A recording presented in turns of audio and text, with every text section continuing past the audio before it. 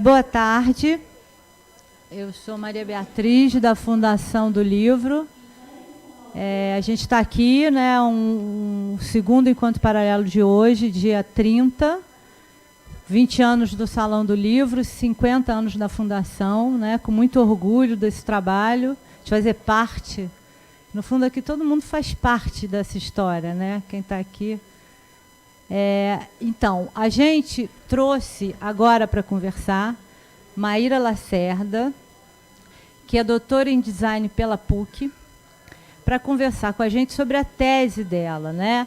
Por que a gente traz a Maíra, além da competência toda, do olhar dela de pesquisadora, de sensível, é a questão da importância da gente aprender essa questão da leitura visual, né? Como professora, como leitor, é alguma coisa que não faz parte da vida da gente, né? A escola ainda não se apropriou disso de uma maneira, né, quer dizer, eficiente, não sei se seria a melhor palavra, enfim, não sei. Mas eu, como, quer dizer, frequento o salão sempre, tal, o que eu aprendo quando eu escuto falar da questão visual do livro é muita coisa, é um universo assim que eu desconheço muito. A cada hora eu escuto alguma coisa. E a gente ter esse diálogo com a academia, com a pesquisa, é muito bacana, né? Outro dia eu estava falando essa coisa da arte, da ciência, é vida, é isso. A gente tem que estar sempre costurando essas coisas. Então, eu vou deixar aqui com vocês Maíra. Ela vai falar, depois a gente abre para um papo, tá bom? Obrigada. Tá aqui. Bem, na verdade, eu que agradeço, né, Bia, pelo convite. Quando você fala 20 anos de salão, 50 anos de Finilige, eu tenho que começar a minha fala dizendo que eu cresci aqui dentro do salão. A Finilige me fez leitora, participou da minha formação leitora. Boa parte da minha trajetória, do meu caminho que levou a essa tese, foi traçada também pelo projeto que é a Finilige, pelo projeto que a Finilige traz para o país, pelos prêmios, pelos salões, por toda uma quantidade de atividades que estimula a literatura de qualidade para crianças e jovens. Então, a importância começa aí. Pois é, né? Eu penso nisso. Eu comecei como leitora, frequentando a Fundação por laços afetivos, de família, de amigos. E aí eu chego hoje... já passei como prestadora de serviços, né? Eu já trabalhei na parte de design, efetivamente, da Fundação. E aí hoje eu estou podendo participar como professora, né? Trabalhando nos cursos da Fundação, formando professores, participando dessa parceria bonita com a Secretaria Municipal de Educação, com o Ecofuturo. E ainda chega aqui para culminar, para falar nesse espaço. Estou aqui tremendo, né? Mas a gente vai falar. Espero que traga algumas informações para vocês. O meu tema realmente é a formação visual do leitor. Essa apresentação eu trouxe um pouquinho um resumo, né, do que foi, na verdade, a minha tese mesmo, desenvolvida com a orientação da Jaqueline Fárbias, na PUC, no curso de design da PUC. Tá? Então, em primeiro lugar que a gente tem que pensar, né, eu trouxe alguns conceitos de onde eu parto para falar de formação visual. Então, quando eu falo de livro, objeto livro, isso que está tão à nossa volta aqui no salão, eu estou falando desse livro que é um suporte para texto, mas também é um suporte para imagem, que é feito de um projeto gráfico. Então, na verdade, é esse objeto criado de forma coletiva, por muitas pessoas, né? Esse objeto que ele vai além do texto do escritor e que ele vai somar vozes de ilustradores, tradutores, designers gráficos, adaptadores, de vários profissionais, e ele se constitui de forma interdisciplinar. Mas ele só vai alcançar efetivamente a sua significação no leitor. Então, eu falo sempre dessa relação entre objeto e sujeito, entre livro e leitor. E eu chego no meu específico, que é o que a gente tem aqui à nossa volta, que é esse livro de literatura para crianças e jovens, que tem uma especificidade muito clara, muito distinta dos outros objetos de livros que a gente vai encontrar por aí, né? E aí, dentro dessas especificidades, duas são as que me chamam mais atenção e duas são por onde eu vou analisar esse universo. A primeira é o auge, ele como auge da vanguarda da relação palavra-imagem. Tá? A fala do Peter Hunt, que é um especialista em literatura infantil, e que ele vai falar realmente dessa relação, dessa potência que é criada a partir dos dois conteúdos, como parte de complexidade narrativa, tá? E a ideia de que esse objeto é capaz de munir sujeitos leitores de ferramentas para a construção de uma visão crítica a respeito do discurso. E aí eu estou falando de discurso verbal, mas eu também estou falando de discurso visual. Quando você tem um livro para crianças e jovens, você tem um texto literário e você tem um projeto de ilustração, você tem dois discursos construindo uma narrativa. Você tem essas vozes juntas construindo o objeto. E aí é que eu chego nesse termo de formação visual. Porque como é que a gente aprende a construir esse significado? Como é que a gente aprende a ler esse livro? Como é que a gente aprende a lidar com essa complexidade entre verbal e visual? Então, eu chamo de formação visual esse processo de educação do olhar, esse que vai compreender exatamente as imagens enquanto formadoras de uma linguagem visual, de um sistema de signos. Né? E aí, como a Bia falou logo no início, nessa minha apresentação, a gente tem na escola, muito bem organizado, um processo para se aprender a ler o verbal, a construir significado para o verbal. Mas e o visual? O visual está à nossa volta, em tudo, sempre passando mensagens, trazendo conteúdos, e a gente não aprende de forma formal. Forma formal foi horrível, mas não tem uma construção formal dentro da instituição escolar para a gente aprender a lidar com essa linguagem. Né? Não que a gente não lide, não que ele não esteja o tempo todo presente. Está presente na nossa vida, está presente na escola, está presente na sala de aula, mas com que ferramentas que a gente lida com isso? Né? Então, eu fui procurar conceitos, teorias para tratar desse assunto. Eu fui tentando procurar respostas, como trabalhar a formação visual. Então, eu trouxe da área das linguagens, do estudo da linguagem. Não é a minha área. Eu tenho a minha formação completa sempre no design, sempre exatamente nesse espaço da arte, da imagem, do projeto gráfico, mas aí eu dei esse pulo, fui no estudo das linguagens, aprendi Bakhtin junto com Bia Serra, na sala, vamos lá, vamos enfrentar o Bakhtin. Encontrei a Beth Bright, que é uma estudiosa do Bakhtin, brasileira de São Paulo, e que ela vai, a partir dos textos de estudo da linguagem, trazer esse conceito de verbovisualidade. Exatamente, porque não é só o verbal, e aí eu vi o grande jogo, e aí é o que está a literatura infantil. Não é só o verbal, não é só o visual. É esse verbo visual que se constrói a partir, porque você não consegue mais separar. Você não consegue só ler o texto e depois ver a imagem, ou só ver a imagem e depois ler o texto. Você tem uma compreensão das duas linguagens juntas, trabalhando juntas. Então, a sua compreensão enquanto leitor é uma compreensão dessa dimensão única de significado, é um plano único de expressão que se constrói. Só que a gente volta lá atrás, se constrói muitas vezes por meio da interdisciplinaridade. Se constrói a partir de um escritor, de um ilustrador, que nem sempre são a mesma pessoa. Às vezes até acontece. Quando acontece, a gente até tem a potência de ver isso ser extrapolado. Né? Como você tem verbal e visual sendo criados juntos por um único autor, ou por uma grande parceria entre autores, você chega num nível de complexidade, eu não sei se era bom apagar um pouquinho a luz, eu não sei se atrapalha, mas para a gente ver um pouquinho melhor a imagem, a gente chega num nível de complexidade em que a gente percebe esse verbo visual. Tá? Então, no livro A Máquina do Poeta, do Nelson Cruz, que vai tratar do texto do Drummond, ele é inspirado a partir de cartas do Drummond, analisando a própria vida, analisando o processo criativo. E aí, são textos dessa carta reinterpretadas pelo Nelson, e uma ilustração que vai nos situar em um outro espaço, que vai fazer a nossa compreensão para além do texto. Aqui, infelizmente, a imagem não ficou muito boa para a gente conseguir ler. né? Mas ele está falando das dificuldades criativas dele, ele está escrevendo uma carta dizendo, não sei se eu vou continuar o meu caminho, se eu parar de escrever, ninguém vai sentir falta, o que eu estou fazendo. Ele está se indagando desse processo, e aí ele vai caminhando por esse espaço e ele encontra uma rosa. Ele está olhando para o monte, que são os montes que estão nas poesias dele, ele está olhando para essa rosa, que está na poesia dele, não está necessariamente nesse texto do Nelson, mas você olha esse conjunto como um todo para construir o sentido.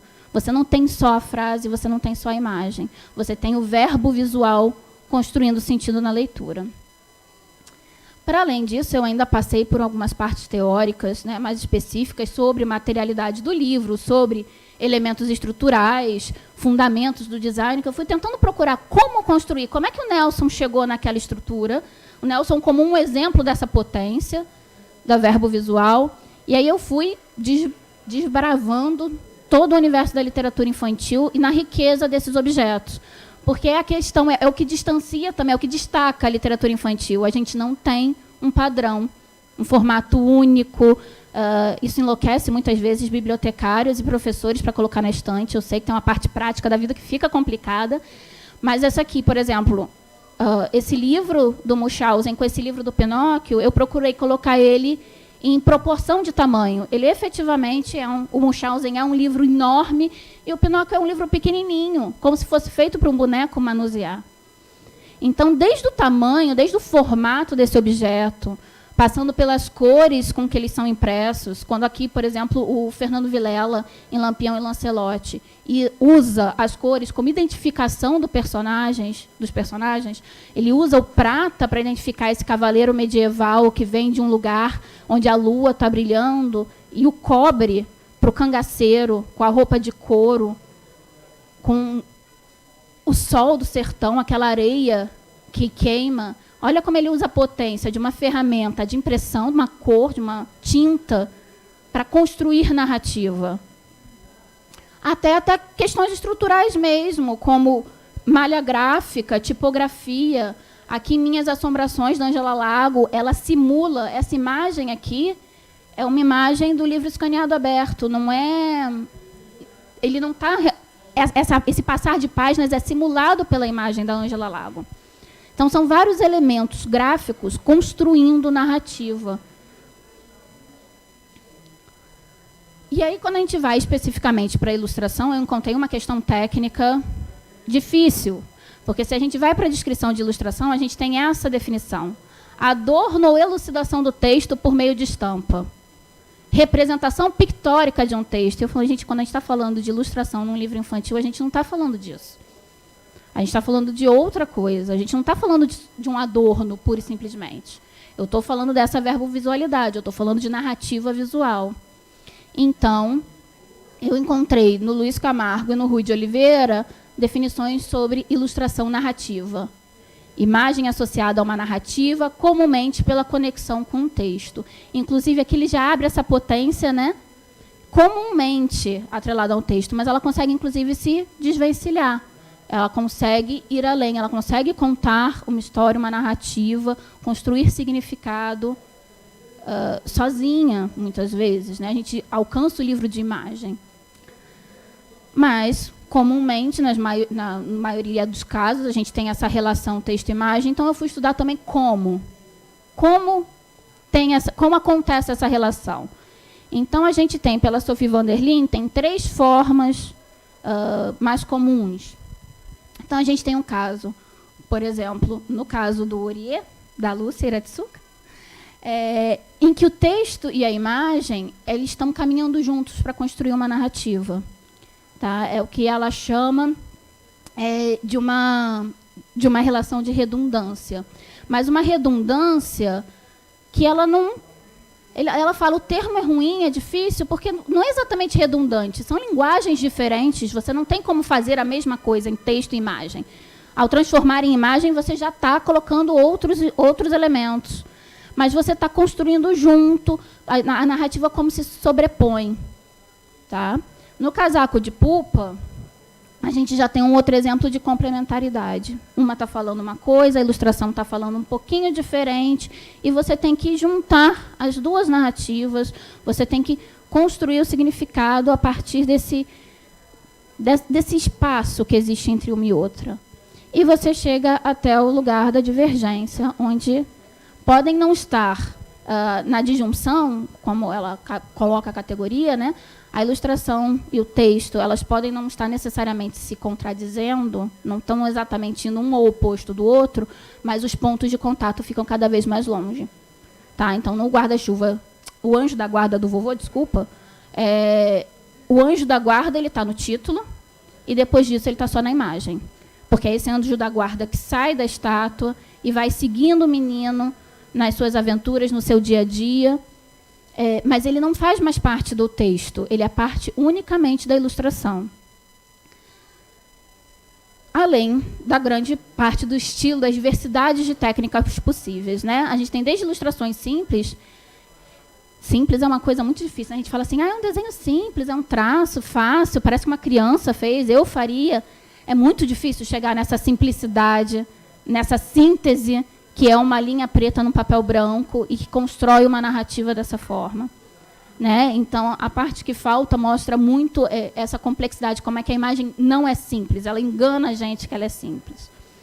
Mas a gente tem técnicas mais pictóricas que representam a realidade, a gente poderia dizer assim, tem uma questão de perspectiva, de luz, que pode dar uma ideia de representação, mas que vai jogar, inclusive, porque quando ela é narrativa, ela vai jogar com o surreal. Ela vai jogar com as potências possíveis da narrativa. Então, quando a gente tem o Rei Bigodeiro e sua banheira, você tem isso extrapolando.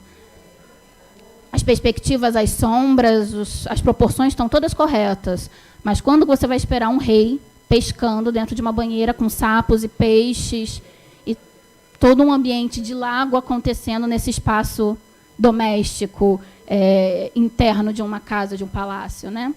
E técnicas, inclusive, que extrapolam o que a gente chama de desenho, como esculturas, colagens, e a quantidade de exemplos é gigantesca. Eu fui fazendo um acervo de possibilidades, de estilos, de formas de contar histórias, e assim, é gigantesco, e só faz a gente se apaixonar cada vez mais e encontrar coisas que cada vez mais nos surpreendem, porque a capacidade criativa do ilustrador possibilita isso. E aí eu chego nesse conceito, esse é um conceito que a gente vem trabalhando na PUC-Rio, é um conceito que começou com a minha orientadora, com a Jaqueline Farbias, e que vem, na verdade, começou, né, junto dela, junto com o Luiz Antônio Coelho, e vem passando e sendo desenvolvido por cada vez mais pesquisadores que se atrevem a fazer esse caminho entre design e literatura, entre design e linguagem, educação, letras, e vão expandindo esse caminho. Então, esse conceito de design na leitura é exatamente a gente sair do lugar do design do livro como um serviço de construção de um objeto, mas pensar um projeto interdisciplinar com vista à mediação do ato de ler. É sair do objeto e chegar na relação. É relação, de novo, né, entre objeto e sujeito, entre livro e leitor. E esse leitor ele tem que ser pensado como um ser social, dinâmico, e você tem que pensar que ele está participando desse processo de construção de significados na leitura. Então, eu trouxe até uma frase do Ricardo Arthur Carvalho, em que ele coloca, né, não se trata de uma maneira correta para a disposição das ilustrações e da tipografia dentro de um livro, mas de uma forma que busca se aproximar da realidade do seu leitor. E aí é que está o nosso desafio, né? Nós, como profissionais do design e da ilustração, como é que a gente se aproxima desse leitor? O desafio de professores, nós também, porque eu já me enquadro nessa área. Como que a gente faz o encontro desse leitor com esse livro? Como é que a gente faz esse processo que vai levar a uma formação visual? Como é que a gente aproxima essas duas instâncias? Então, como é que o design na leitura pode propiciar isso? E aí foi a minha pesquisa em si. Eu me fiz uma série de perguntas, eu poupei vocês da parte acadêmica pesada, mas, basicamente, a minha pergunta maior é: estamos formando crianças e jovens, faltou um jovens ali, capacitadas a construir sentido para enunciar dos verbos visuais? A gente tem essa potência. Minha pergunta já começa essa pergunta já tem até resposta, né? Não fomos formados para. Como formamos crianças e jovens para que eles sejam, para que essa geração tenha uma estrutura diferente da gente? E aí meu desafio foi, a partir dos acervos do PNBE, do Programa Nacional Biblioteca da Escola, de 2013 e 2014, que foram os últimos anos desenvolvidos, eu peguei os livros desde a educação infantil até o ensino médio. Tá? Então, educação infantil, anos iniciais do fundamental, anos finais do fundamental e ensino médio. E eu analisei 25% dos acervos, o que totalizou um número de 140 livros, através de diferentes tipologias, para entender como esse acervo funciona em termos de verbo-visualidade. Como é que essas crianças, pensando nesses livros que foram selecionados para estar dentro da instituição escolar, para estar nesse espaço da biblioteca, porque também está no espaço escolar, mas não é estar em sala de aula como exercício, é estar na biblioteca escolar como um acervo destinado a esse público nessa faixa etária. Com todas as questões em relação à faixa etária, né, é difícil de você estipular. Uma literatura, ela extrapola essas caixas, mas pensando que também, para alguma análise, a gente precisa se acertar em alguns campos. E isso já traz alguns números bem interessantes. Então, só para a gente ter uma ideia, na educação infantil, quando eu olho a materialidade dos livros, eu descubro que 92% são livros ilustrados, livros que são compostos. A sua narrativa é composta por texto e imagem de forma conjunta. Você precisa dos dois trabalhando juntos para construir a narratividade. E aí você pensa, legal, né? A imagem ali construindo junto com o verbal. Então, você pensaria que essa formação visual está acontecendo ali na educação infantil.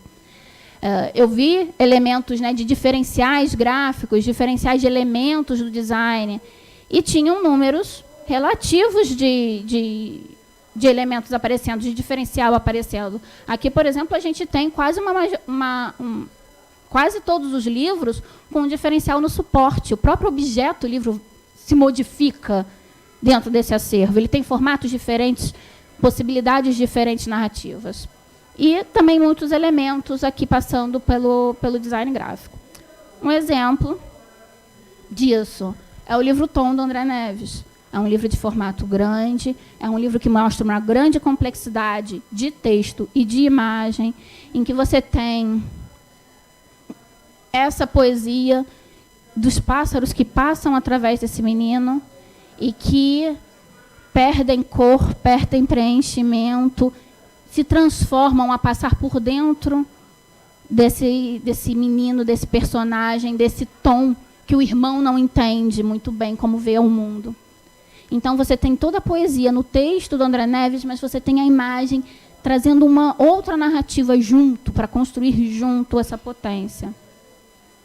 Eu falei da diferença nos formatos. Por exemplo, no livro Eu Vi, do Fernando Vilela, você tem essa possibilidade de uma dobra na página, que revela uma outra informação. Então, ele vê o entardecer. Quando ele abre essa meia página, você tem essa reconstrução desse entardecer, de uma visão, de um horizonte, no bico de um tucano.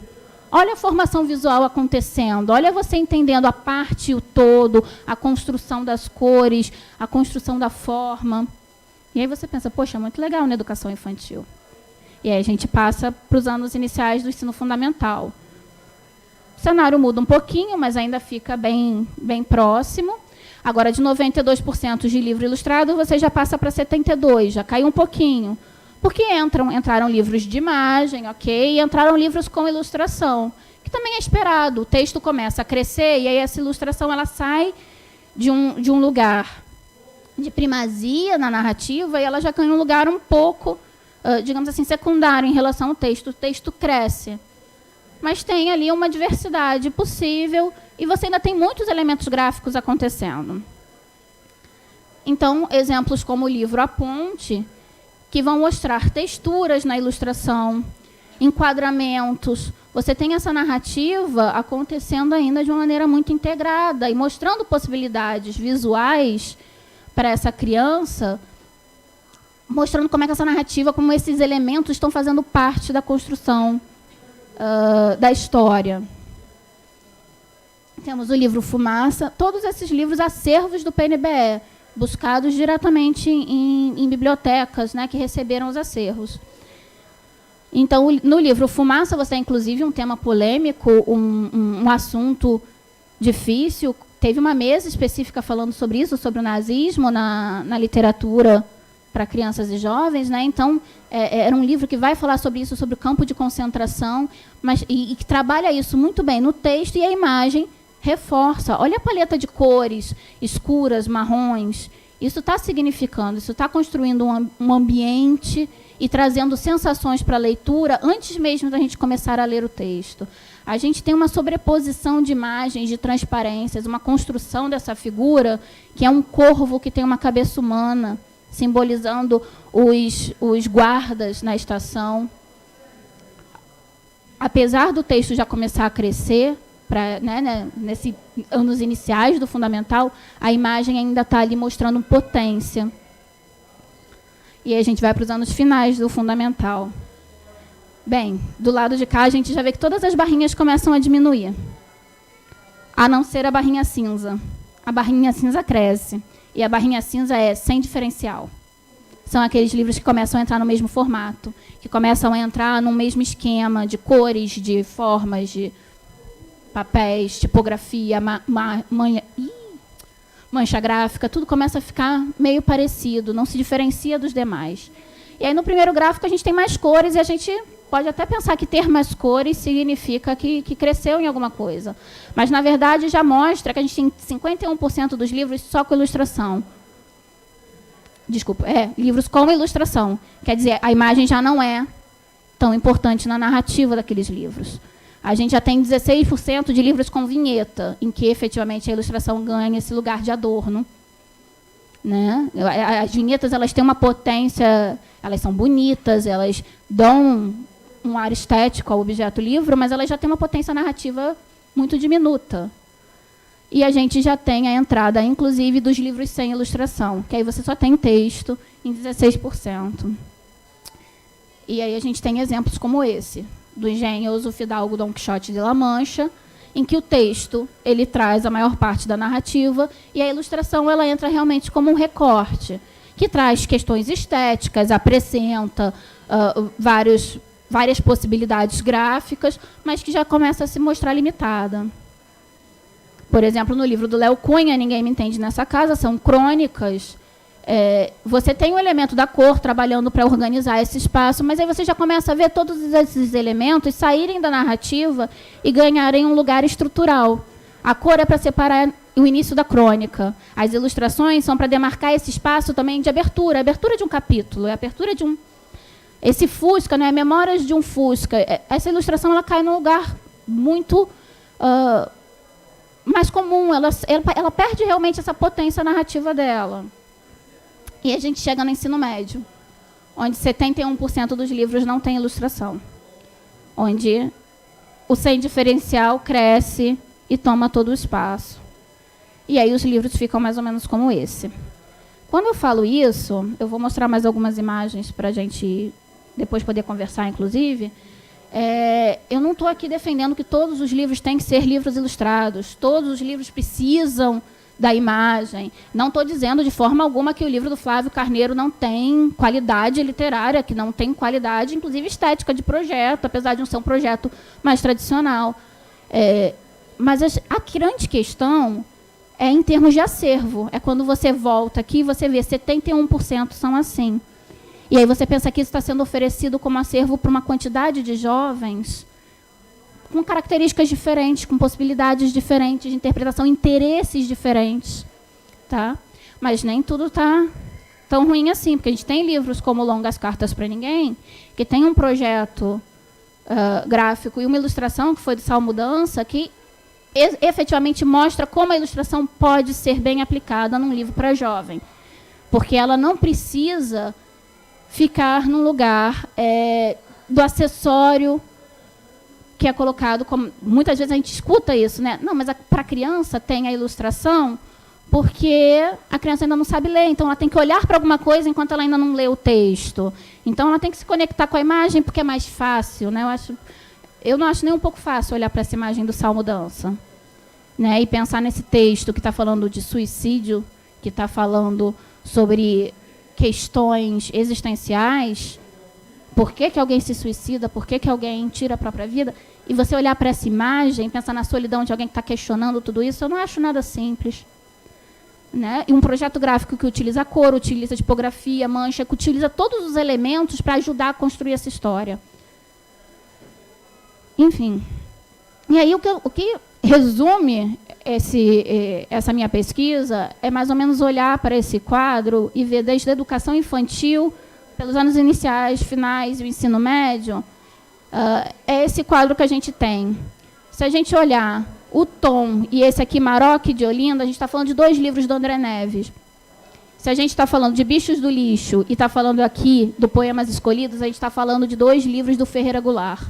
Então, a gente não está falando da qualidade do texto. A qualidade do texto aqui é inquestionável. O mesmo autor, inclusive, são 2 autores nesses 2 lugares específicos. O texto é inquestionável, é literatura, é importante estar na escola, é importante estar sendo lido. A questão é, o que acontece com o projeto gráfico que ele faz esse caminho e que, de repente, aqui você tem essa quebra? O que acontece com a ilustração? O que acontece com tipografia, com cor, com formato? Que o Ferreira Goulart sai dessa potência de imagem e chega aqui. E aí a questão é essa. Não é o livro do Ferreira Goulart que eu estou questionando, eu não estou criticando o projeto. A questão é, na educação infantil, a gente tem essa potência de variedades. A gente tem um acervo que é variado, que atende a pessoas diferentes, com gostos diferentes, possibilidades diferentes de se relacionar com o livro, com o texto, com a ilustração. E quando a gente chega no ensino médio, essas possibilidades, elas somem. Você tem um único formato que tem que atender a toda a diversidade de jovens. E é isso que eu me questiono. E aí eu pergunto, como que nessa trajetória o jovem vai aprender a se formar visualmente, a construir significado para a imagem? Se quando ele chega no ensino médio, quando ele chega no final de uma educação, de uma educação básica, a imagem já está sumindo do universo dele. Ih, parou de funcionar. Foi. Não. Essa imagem ela pode estar presente em alguns livros, tá? Não quer dizer que ela não aparece em lugar nenhum, mas, de novo, aqui eu volto para o livro do Salmo, quando eu analiso os livros com mais diferencial gráfico, quando eu analiso os livros com mais elementos do design presentes nesse objeto.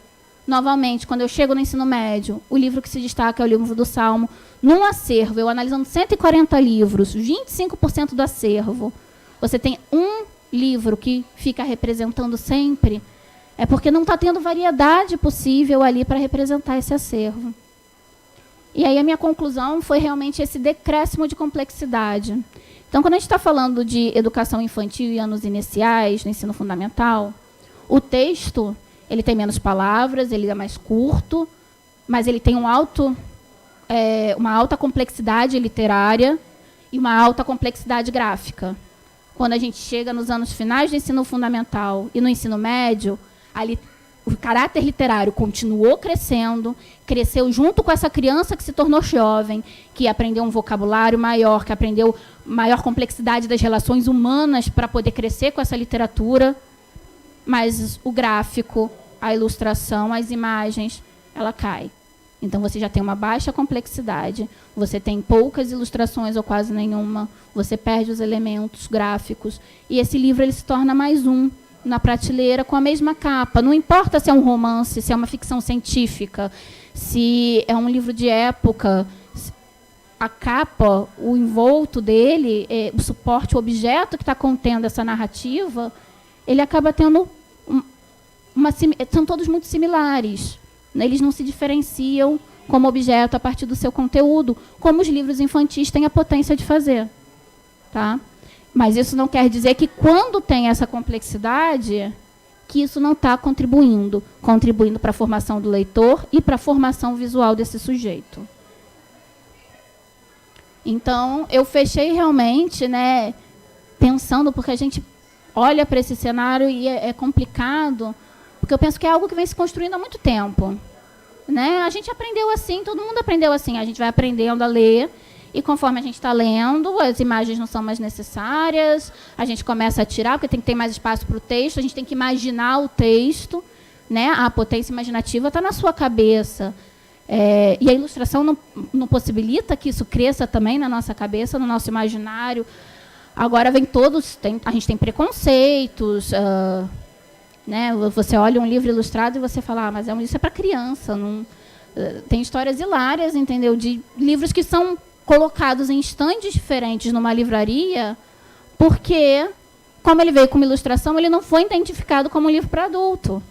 Se acha que, então, dessa forma, ele vai para uma estande de livro infantil. Porque é como se a ilustração fosse infantil, fosse para criança. E é também. Mas, na verdade, a ilustração, o projeto gráfico, o visual, ele é pro leitor. E se a gente identificar o espaço de cada leitor, criança, jovem, adulto, a gente identifica uma ilustração e um projeto gráfico de acordo com esse leitor. Por isso que eu trago de novo o design na leitura. Esse design, essa ilustração, esse projeto gráfico pensado para a interação entre objeto e sujeito. E que possibilita essa participação na formação visual. Então, eu trago essa ideia do design realmente como um mediador de leitura, como como alguém, né, que está fazendo esse trâmite, essa interação entre sujeito e objeto. E a minha defesa para essa pesquisa é porque eu acho muito importante, e cada dia mais, com tudo que vem acontecendo na nossa sociedade, eu só consigo pensar que cada vez realmente só fica cada vez mais relevante, e eu acredito mais nisso, que ao possibilitarmos que crianças e jovens se formem sujeitos leitores potentes na interpretação e significação da verbovisualidade, possibilitamos que elas se tornem sujeitos críticos e agentes de mudanças dos sistemas ideológicos e sociais que as circundam. Quando a gente tem a capacidade de olhar para um texto e olhar para uma imagem de forma crítica, esse texto, essa imagem, aqui eu estou colocando ela na literatura, no livro de literatura, mas eles estão na nossa volta para tudo, inclusive em propaganda política. A gente tem texto, tem imagem, tem tudo isso acontecendo. Como é que a gente tem uma formação crítica para lidar com esse conteúdo verbo-visual que a gente recebe? Né? E eu coloco realmente o design como alguém que está pensando esse projeto, essa interação, essa interdisciplinaridade no objeto, como alguém em posição privilegiada para contribuir nesse processo de formação visual, para contribuir nesse diálogo entre texto, entre ilustração, entre suporte, papel, entre tudo isso que faz um livro. Né? Então, gente, essa foi a minha pesquisa. Tem todos os dados dos livros. Eu já caí nessa de você bota a imagem e depois alguém pergunta, mas qual é a informação da editora? Então, tem tudo ali para responder. Eu queria agradecer a vocês. Eu queria... Falei muito, mas eu queria abrir um pouquinho para a gente conversar, para trocar ideias, porque isso também só foi feito a partir da troca de ideias, da leitura das pessoas. E aí, estar num lugar como esse, com leitores à minha volta, podendo contribuir, é o lugar principal para a gente poder ampliar e continuar essa pesquisa que acabou no doutorado, mas que continua para frente, né, e que vai desenvolvendo. Obrigada.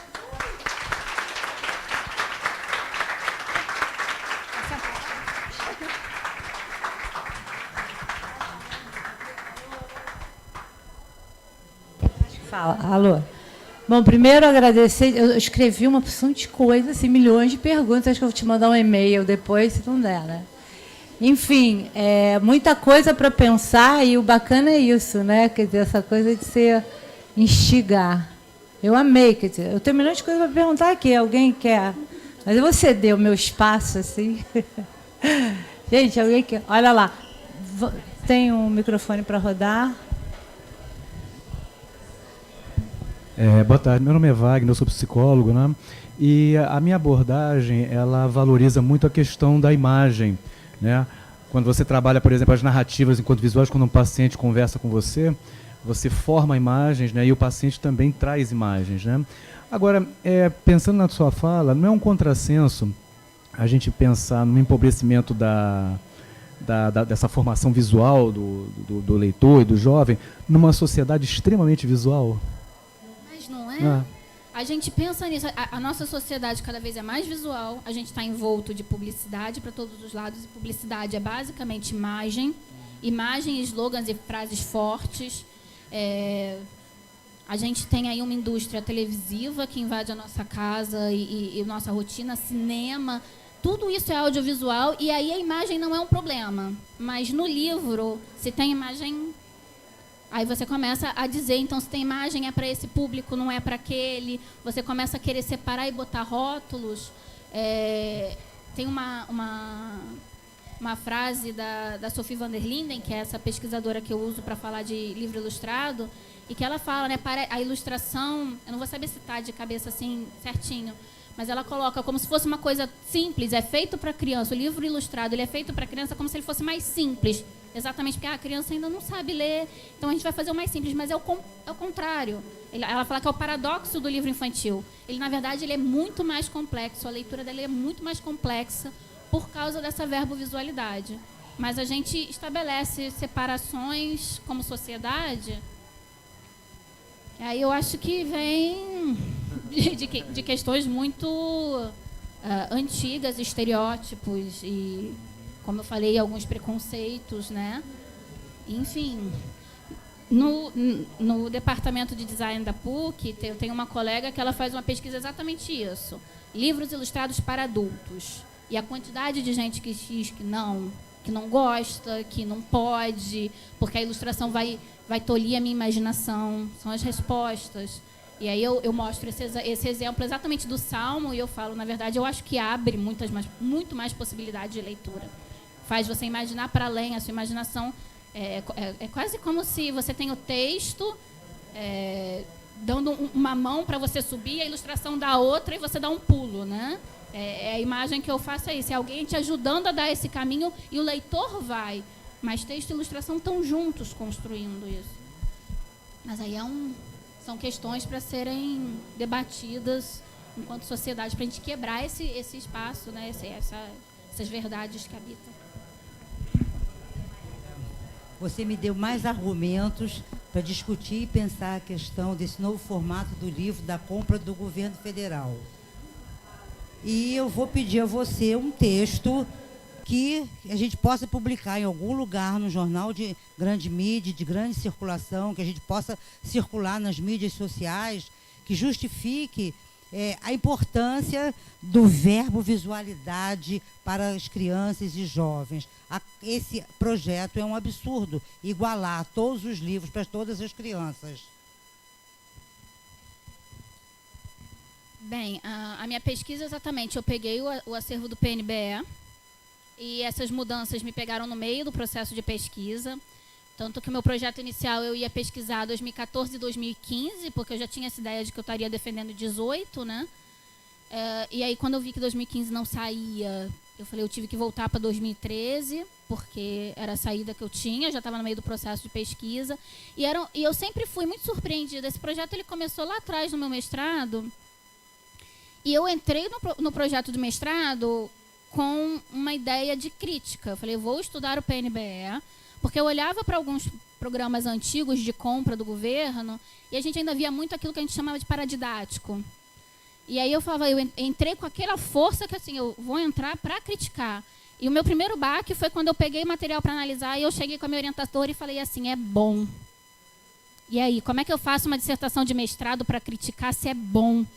Se os livros que eu estou vendo nesse acervo que está na biblioteca são os livros que estão nas livrarias, com formato, com encadernação de capa dura, com variação de papel, com ilustração. E aí eu fiquei, ela falou, ótimo, então você agora tem mais material para estudar. E eu fui com tudo. E aí no doutorado eu continuei nesse embalo. Eu falei, agora eu quero ver mais, eu quero ver inclusive essa ponte, eu quero olhar desde a educação infantil até o ensino médio. Foi um desafio grande demais, foi difícil, inclusive, de dar conta, porque é muito extenso. Mas eu fui com toda essa vontade e, no caminho, já foram acontecendo essas mudanças. E o aviso do novo edital saiu na semana em que eu estava fechando a revisão. E aí eu ia pedindo para a banca cada vez um pouquinho mais de tempo, porque eu não conseguia fechar a revisão, porque eu voltava para reescrever. Porque eu não conseguia, eu tinha que colocar. E eu falei assim, mas como que todos os livros têm o mesmo formato? Se eu estou ali mostrando que o formato diferente traz narrativa, né? Você ter o Munchausen com aquelas viagens enlouquecidas, aquelas mentiras, aquelas coisas loucas, num formato gigante que você tem que sentar e apoiar, você não consegue abrir o livro de tão grande que ele é pesado. E aí você tem um Pinóquio pequenininho, que aí você faz realmente você pensar no boneco que está manipulando aquele livro. Olha como é que o formato está ali contando junto.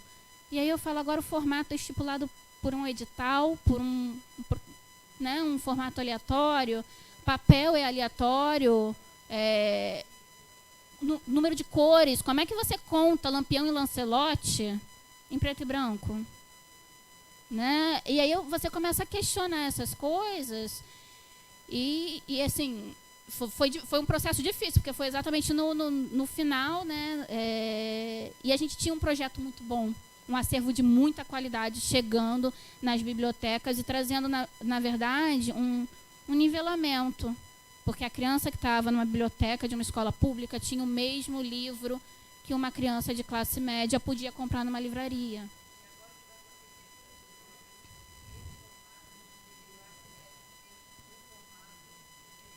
Pois é. Você aumenta a diferença, e não só de classe, porque a gente ainda está falando em classe, você tem uma questão ainda dos livros que chegam no Amazonas, né, que vai chegar em Manaus, que vai chegar no interior do Amazonas, porque Manaus ainda é a capital.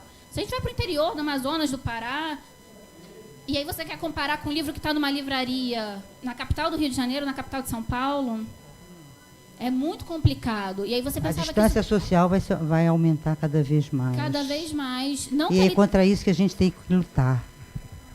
Pois é, né? Não que a literatura, assim, você tem o mesmo texto, você tem a mesma qualidade literária. E a minha pesquisa é mostrar que mas o verbo não visual a verbo visual igual. Então não Exatamente. É a mesma literatura. Não é.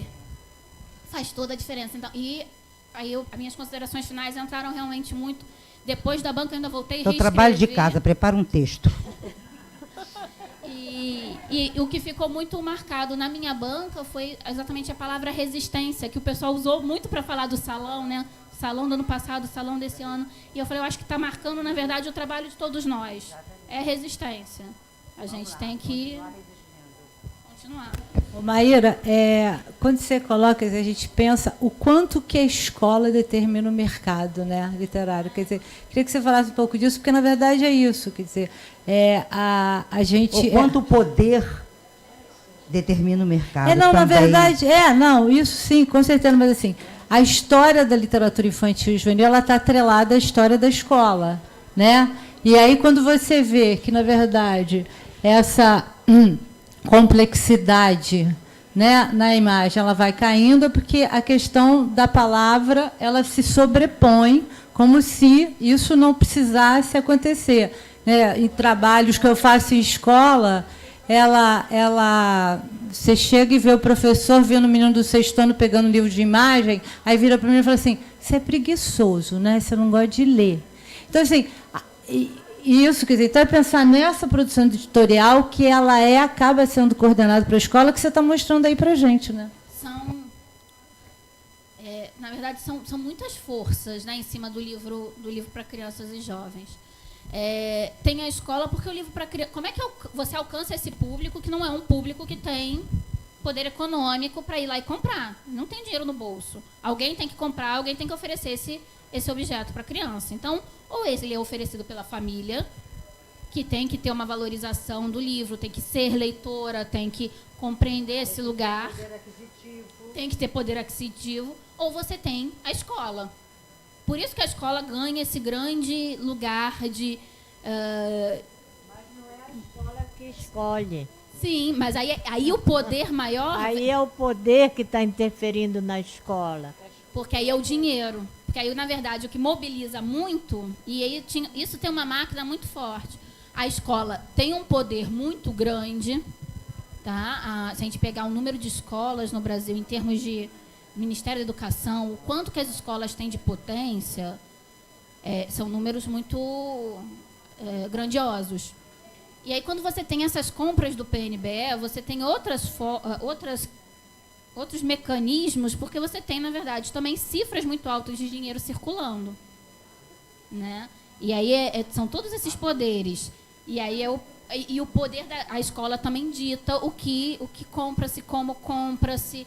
Não é a escola que escolhe, mas o PNBE ele tinha uma boa seleção de especialistas, de pessoas que pensam a escola. Quando você propõe o designer como mediador, eu estava pensando na produção, o quanto que a escola ela determina que livro, faixa etária. E aí eu acho muito legal quando você propõe a entrada do designer, se a gente pensar numa produção de encontro de 3 artes, escritor, ilustrador e designer, ele pode ajudar a escola a repensar essas áreas e trazer a arte para esse olhar da escola, entendeu? Sim, porque é isso, né? Se o livro, para chegar na criança e no jovem, ele precisa vir ou da família ou da escola. Se ele vem da escola, a escola, para selecionar, não diretamente a escola, os professores, mas vem esses especialistas juntos com a escola, vem a partir de uma quantidade de pré-determinações sociais que a gente tem, porque esses livros são selecionados porque é identificado que aquele é um livro para educação infantil, que aquele é um livro para anos finais do ensino fundamental, que aquele é um livro para o ensino médio. Por exemplo, o tom, e aí tem alguns que subvertem e que, né, o tom do André Neves é um livro que eu sempre mostro, e quando eu falo para crianças de 0 a 4 anos, todo mundo abre um olho desse tamanho e fala assim, como? Como que você coloca um livro desse, falando de autismo, falando desse irmão que não entende o outro? Como que você fala disso com uma criança de 4 anos numa creche, numa pré-escola?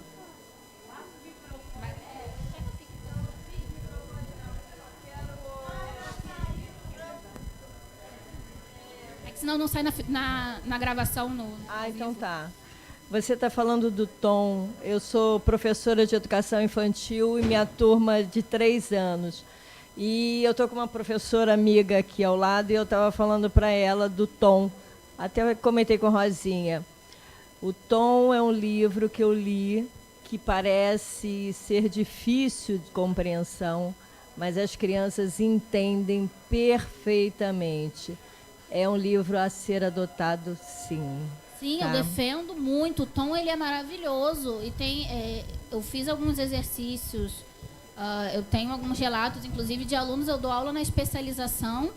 Então, na verdade, né, os meus alunos são professores e bibliotecários da maioria da rede municipal, do Rio ou de Niterói, São Gonçalo, enfim, das redondezas. E tem alguns relatos de trabalho do Tom em sala de aula. E os resultados são maravilhosos. Mas, assim, um primeiro impacto, a gente ainda tende a ter essas questões de achar que é difícil, como que você vai falar dessa complexidade. E aí a gente tem que mostrar, mas a complexidade está aí. E o leitor vai construir, vai trabalhar em cima dessa complexidade. E as crianças de 4 anos numa creche, elas vão ter leituras que a gente não tem. A gente não pode esperar que elas tenham a mesma leitura que a gente tem. Isso aqui não funciona, né?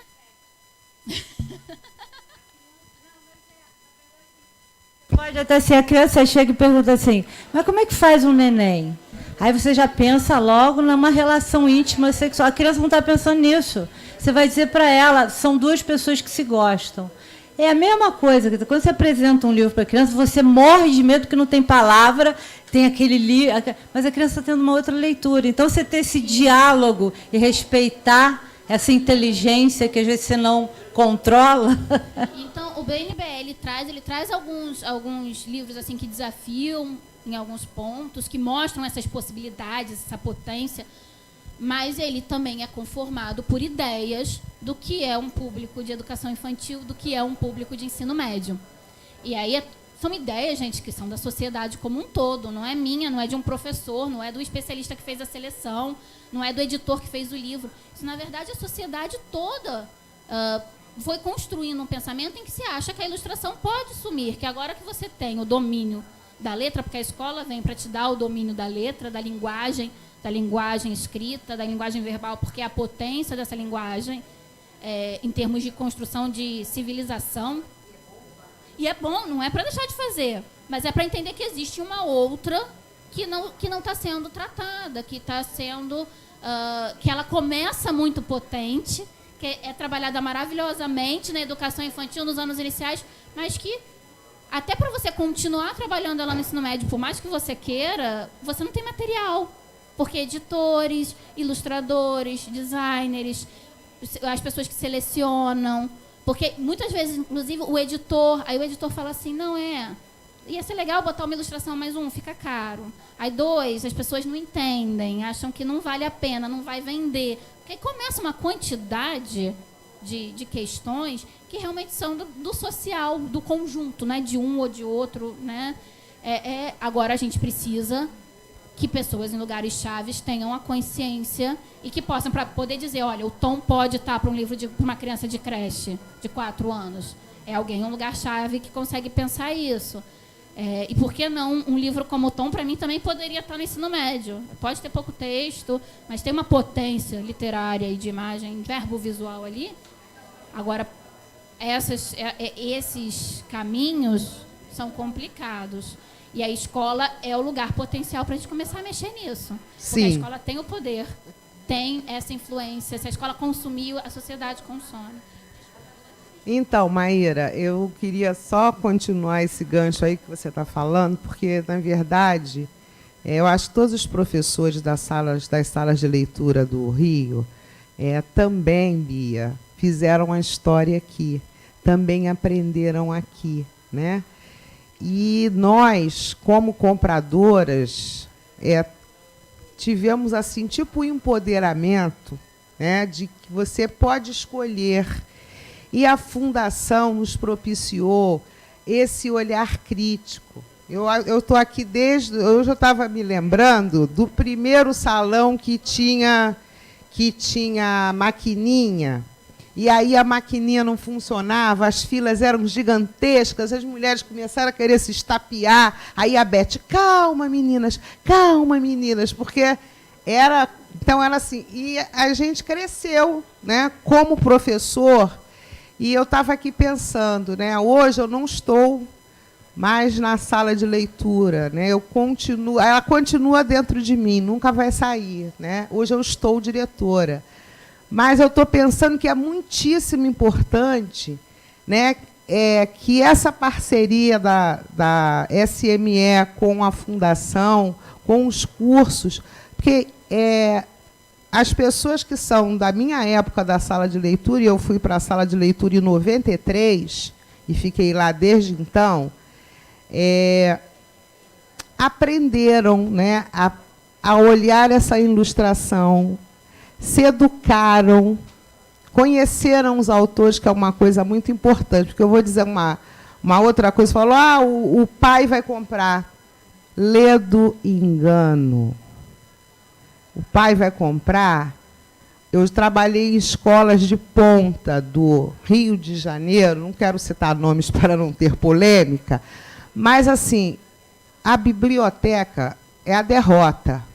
Não tem nada que interesse, porque fica aqui na porta do salão no final de semana, ou na semana. Quem vem aqui?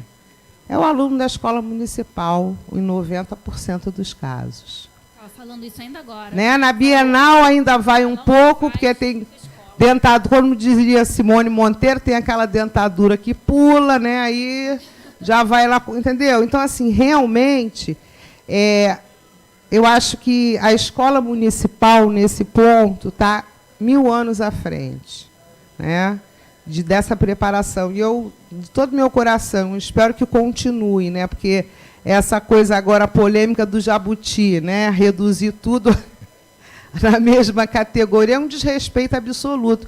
Porque quando você foi mostrando as imagens ali, olha quanta riqueza, quanta beleza, quanto para ensinar, quanto para aprender, né? e aí, não vai, tira, não serve. Não é assim, né? Então, realmente, e como você diz, as nossas caixas do acervo da sala de leitura, que saudades que eu tenho. Mas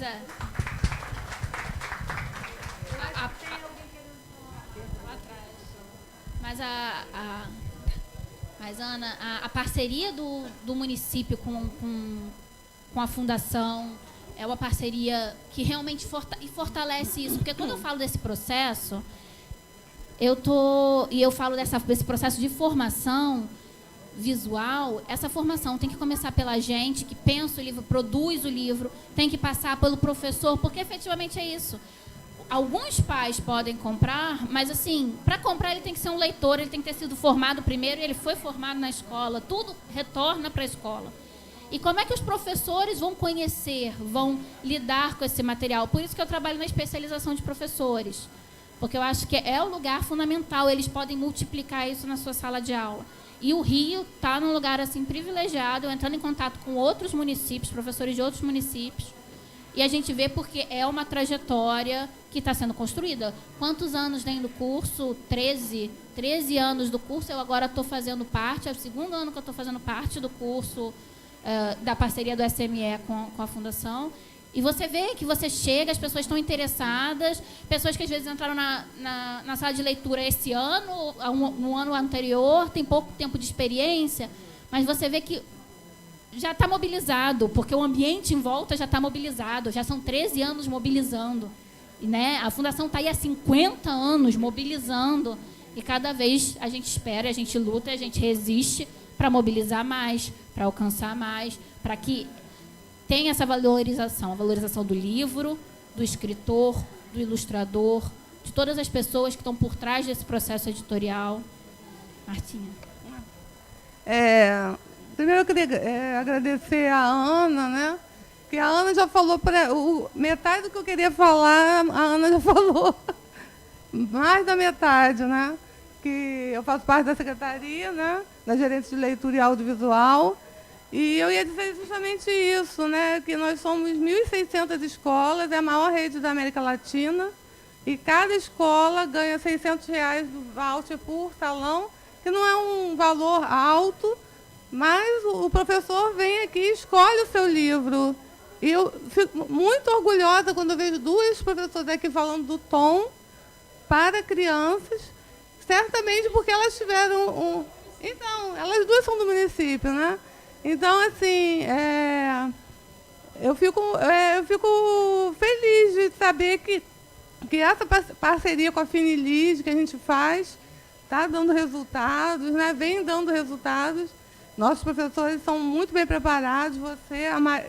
A Maíra foi minha professora na UF e ela deu uma palestra para os nossos bibliotecários da rede também, que são preparados também, para não ser uma coisa só automática ali, para eles entenderem a literatura também.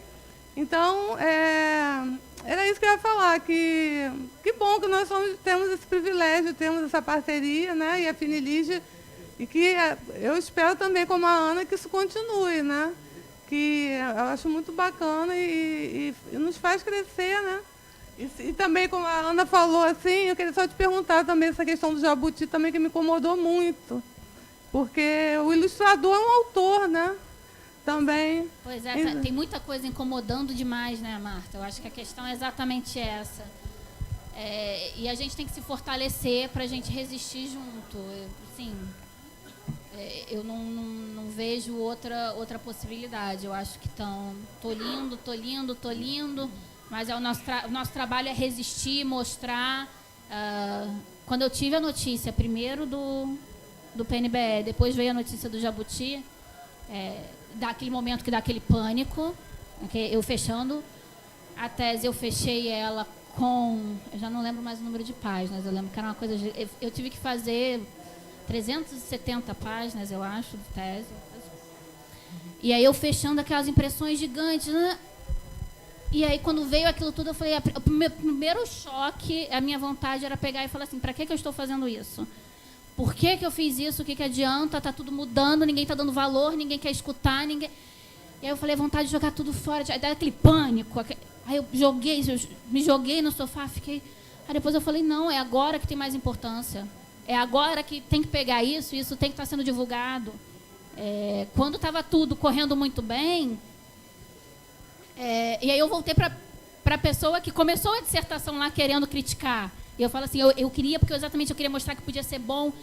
E aí agora eu não estou mostrando que podia ser bom, eu estou mostrando que era bom e que tem que voltar a ser bom, né? E aí isso eu acho que vale para o PNBE, vale para o Jabuti, vale para muitas lutas que a gente está tendo. Eu queria falar uma coisa.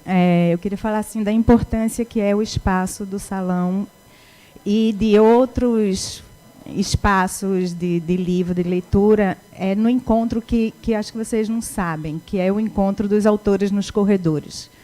Né? Então, eu acho que uma das coisas mais importantes que aconteceu para a gente, autor, foram os corredores desses locais. Porque são nesses corredores, nesses cafés, onde a gente consegue sentar e discutir e entender o que é a produção, né, que a gente está participando.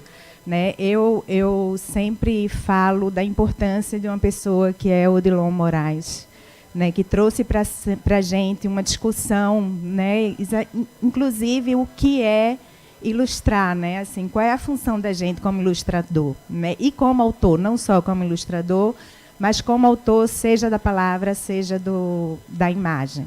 Né? E essa discussão só foi possível graças a esses espaços. E o produto dessas discussões, elas também só foram possíveis por a gente ter editoras pequenas e médias. A maioria do que você mostrou, do que você analisou, eu tenho certeza que são editoras pequenas, que toparam o resultado dessa discussão. Né? E a gente tem essa produção de qualidade, de você olhar e dizer, pô, é bom, né? Porque essa discussão vem... Né, a cada salão, a cada Porto Alegre, a cada encontro, é uma discussão silenciosa, inclusive, que eu acho que é uma coisa que a Fundação podia pegar para si, sabe, Bia? O Odilon, inclusive, eu vou logo... Bom, não tenho nem a permissão dele, mas... mas ele esteve agora no Recife, a gente conversou, e ele me deu ideia que eu disse, gente, eu tenho que dizer... Né, de criar, porque existe uma literatura agora, não sei se a gente pode chamar de gênero, que danado que é, porque é isso, a literatura infantil, ela cabe tudo, né? Mas tem a discussão grande do livro ilustrado mesmo, esse livro ilustrado, onde você não separa texto e imagem, que não tem prêmio para ele. Né? Então, ele sugeriu criar um prêmio.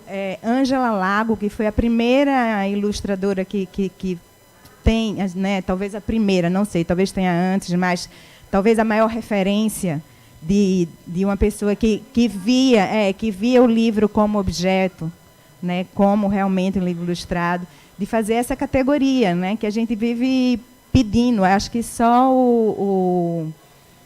aquele prêmio de Minas, o João de Barros, que tem essa categoria, que também está no risco de acabar. Né? E aí, quando a gente vê o que aconteceu com o Jabuti, o que aconteceu com o PNBE, a gente entende que a gente está num país pós-democrático. Né? E que a possibilidade dessas pequenas editoras sumirem é grande, né? Que é um edital que quem sabe ler nas entrelinhas sabe que é um edital preparado para as grandes editoras. Então, a possibilidade das editoras pequenas sumirem é grande. A possibilidade de espaços como esse aqui de sumirem é grande, por isso que a gente está falando o tempo todo na palavra resistência, né? E a possibilidade também de agora só se editar coisa porcaria, né? Coisa didática, e acabar a literatura também é grande. Né? Então, eu acho que a Fundação, né, precisava tirar dos corredores, quer dizer, tirar não, porque o corredor é maravilhoso, entendeu?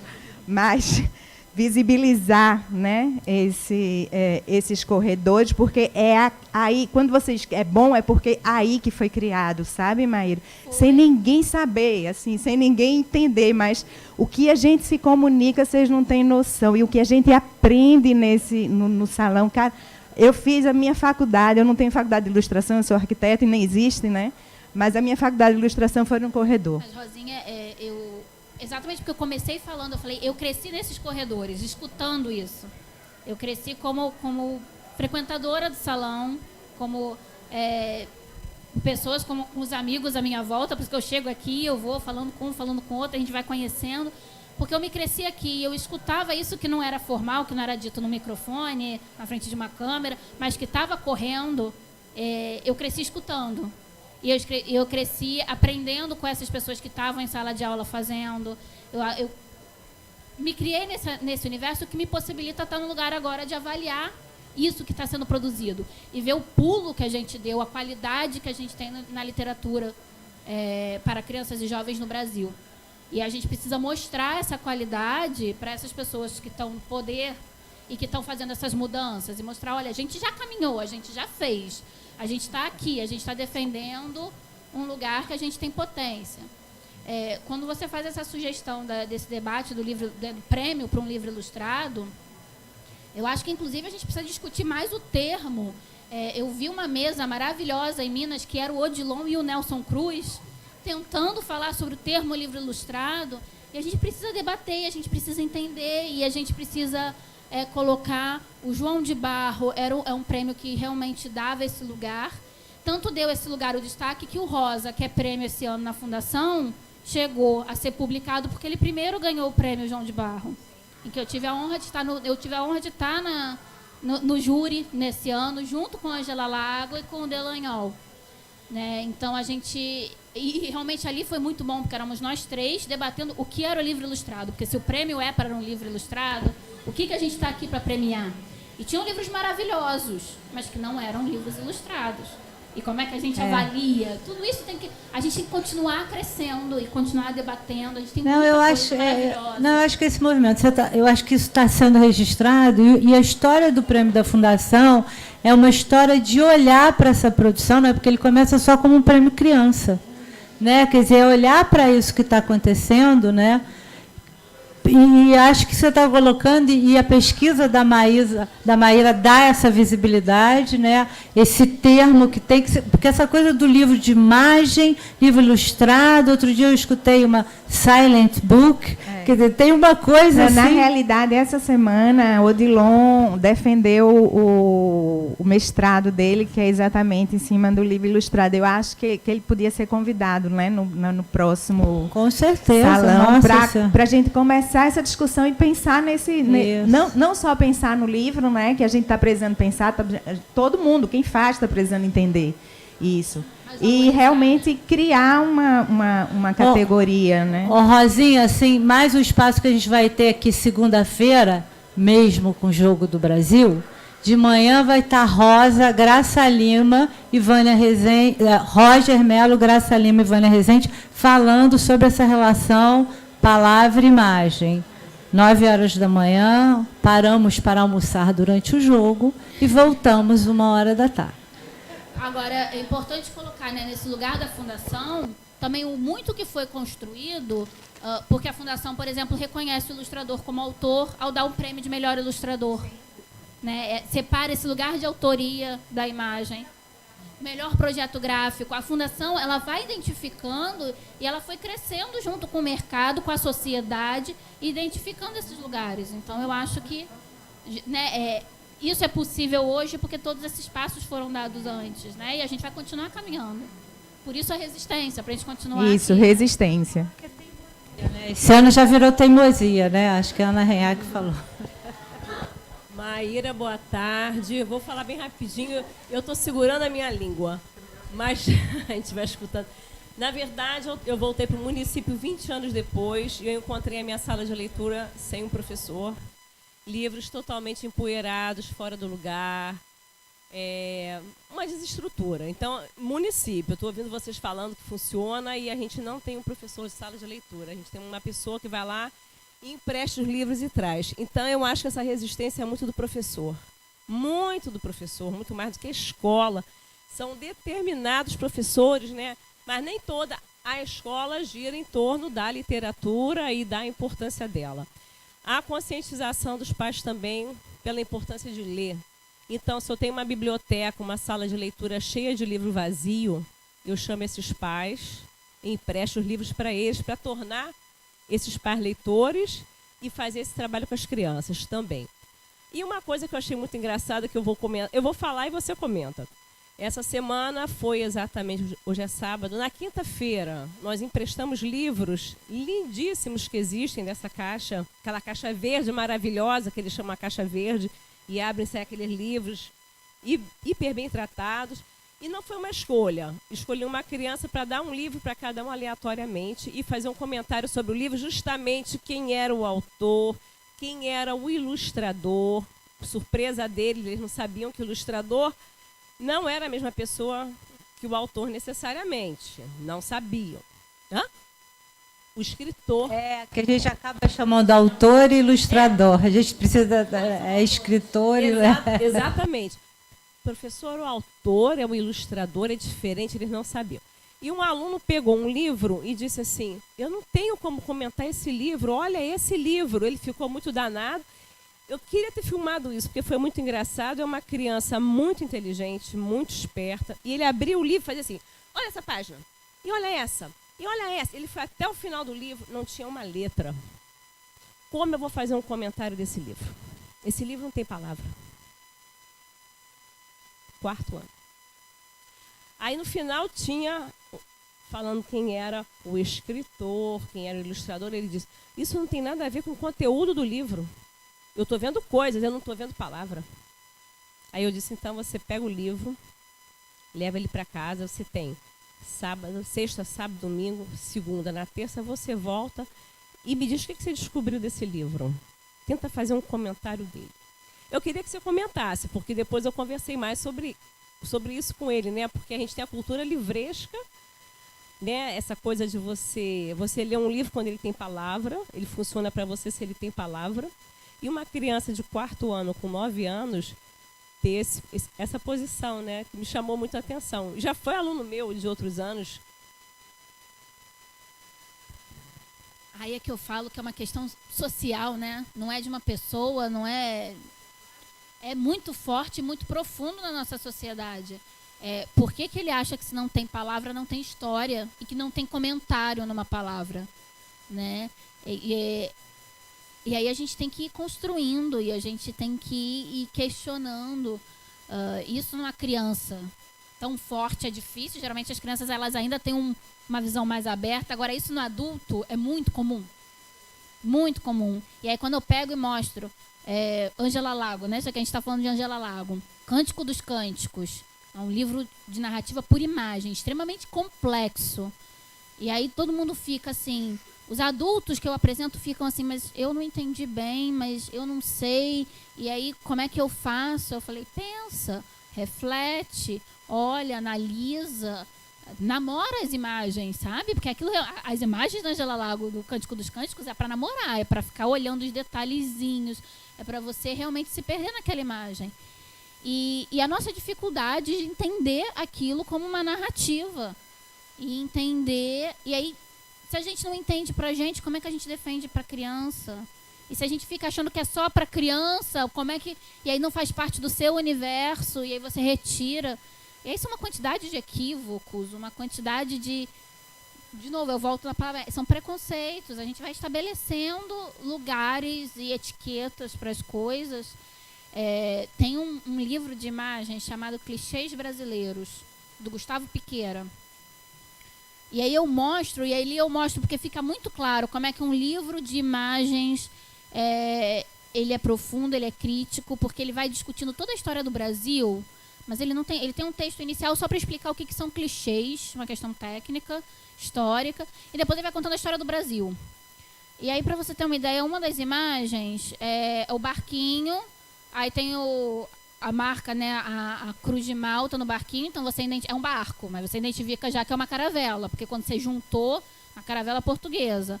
E aí ele está trazendo uma mala, na mesma proporção, o tamanho do barco é o tamanho de uma mala. E dentro dessa mala, um monte de bonequinho preto, assim. E aí as pessoas olham para aquilo e você pergunta, o que está acontecendo aqui? São os portugueses trazendo os escravos. Eu falei, por que né, estão dentro de uma mala, porque é coisa, né? Não é uma pessoa, as pessoas estão no barco.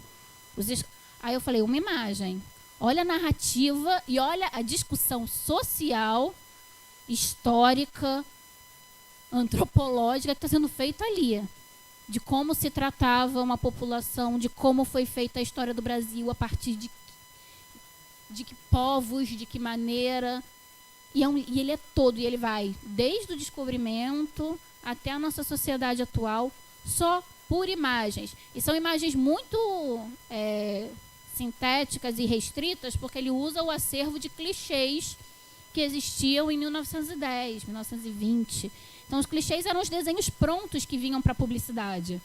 Então, eram aquelas imagens prontas que ele tinha e ele compõe toda uma narrativa. E eu falo, isso não é um livro de imagem? Tem palavra? Não. É para criança? Pode ser. É para adulto? Pode ser. E aí a gente vai desconstruindo e a gente vai mostrando a potência. A potência que se constrói no texto. Essa potência a gente conhece, a escola ensina bem, já se apropriou, mas tem uma potência na imagem que a gente, como sociedade, precisa se apropriar mais. E aí é o lugar especial da escola para isso. Como é que a sociedade se apropria? A partir do aprendizado, a partir de um sistema que nos possibilite entrar em contato. Por isso a escola.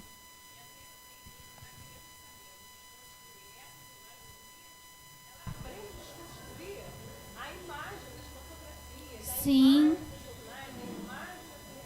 Olha, eu sempre uso o exemplo de propaganda política. Vamos desconstruir o que são aquelas pessoas na frente da televisão, com um tipo de roupa, um tipo de... né? São sempre as mesmas cores, são sempre as mesmas vestimentas, são sempre os mesmos elementos. Olha a quantidade de coisa que está sendo dita ali e que a gente está absorvendo, sem crítica. Esse é o problema. Mas eles fazem essa coisa sem crítica, eu acho que já é até intencional. Há uma imagem da minha dissertação que é uma imagem que ela já foi trabalhada de uma maneira assim horrenda. É a imagem de uma fazenda, dos escravos, a criança junto com o pai e mãe, não sabemos dizer, escrava, e do lado uma criança branca sozinha. E já passou em reunião de professor dizendo, olha que coisa bonita, a criança branquinha brincando com a criança pretinha. Aí eu falo assim, tá, e onde era essa imagem? Em Vassouras. Essa imagem de Vassouras, uma professora de história. A imagem não é de Vassouras, a fotografia não é de uma fazenda de Vassouras, a fotografia é de uma fazenda em Jacarepaguá de café. E uma professora que vai dar uma palestra para professores permanecendo nesse preconceito, nesse clichê, não se deu o trabalho de pesquisar. Não, a foto está ali para dizer o que era em 1865 e você pensar, por que você não trabalha isso com a criança para ela aprender a identificar e ela lê outras imagens? Porque quando ela faz ela desconstrói essa imagem, ela hoje consegue desconstruir tantas outras que tem aqui para a gente. Você precisa voltar para o tom e olhar aqueles pássaros que passam através daquele menino e quando eles passam, eles perdem a cor, eles se tornam transparentes como o menino, esse menino que no texto diz que tem o olhar perdido no tempo, que ele não percebe a realidade da mesma maneira que os outros. Quando você volta para aquele trabalho e você pensa, se você começar ali bem e você seguir bem, você chega nesse momento avaliando. Se você continuar, né? Se você não interromper. Olha só, gente, a gente está aqui 1h30, né? Extrapolou o tempo completamente. A gente vai... Não, pois é, tem que interromper, né? E você quer fechar? Quer dizer, eu queria te agradecer, mas você quer fechar? Eu só posso fechar agradecendo, Bia, a você, a sua mãe, a Finilige, sabe? Porque esses debates estão aqui, aí eu junto minha voz com a da Ana, com a da Marta, com a da Rosinha. Vocês abrem esse espaço para discussão, para debate, para se pensar, para se construir a partir. Vocês começaram com o prêmio do melhor para a criança, e aí vocês chegam no melhor do prêmio editorial, de projeto editorial. Vocês construíram um caminho e vão continuar construindo. E aí eu só posso agradecer e falar o quanto eu fico feliz, porque para mim é um ciclo que fecha. Eu começar aqui como frequentadora, como criança leitora. Filhas, né, Maíra? Somos filhas. Pois é, filhas. E sabendo que hoje, né, somos filhas, mas já somos também profissionais com o nosso lugar, e com a possibilidade de estar trocando com outros, sabe? E para mim é um círculo mesmo que se fecha. Eu voltar para a fundação, podendo dar esses cursos, podendo estar aqui falando, aí eu penso naquela menininha que corria pelos jardins do MAM, por aquele espaço que inclusive era meio alto, né? Ele era em cima, pedrinha lá fora. era em cima do jardim, porque ele tinha que se misturar ao espaço do MAM e não podia interferir. E eu lembro daquilo, eu lembro de eu correndo e eu passando e eu vendo esse lugar em que se encontravam escritores, ilustradores, editores, professores, estava todo mundo junto, podendo trocar, falar, leitores, espaços de leitura. Eu acho que é o que o salão se destaca, se diferencia de outros eventos que têm o livro como objeto, é porque vocês não têm o livro como objeto, vocês têm a leitura como ação. Olha só, isso mesmo. A questão é essa, o salão é para leitura. O livro, ele só traz a leitura. Ele não é o principal, o foco não é vender o objeto, é propiciar a interação entre objeto e sujeito. Eu agradeço. Não, agradeço assim, vocês não, nós. Eu acho que tudo isso somos nós, né? A fundação é feita dessas histórias. Então, eu queria agradecer Maíra e todo mundo. Obrigada. Facebook, pessoal também, a gente continua. Tem a programação, dêem uma olhada, a gente continua aqui amanhã, domingo, no Encontro Paralelo, segunda e terça, seminário.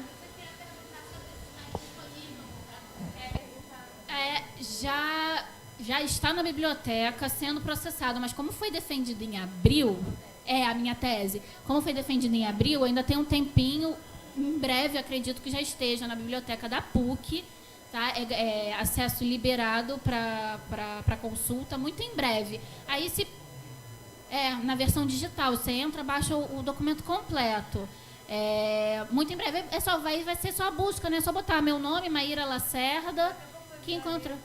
Ah, sim, Então, vamos torcer para essa parte. Obrigada. Adorei. Estou cheia de perguntas que vocês mandaram.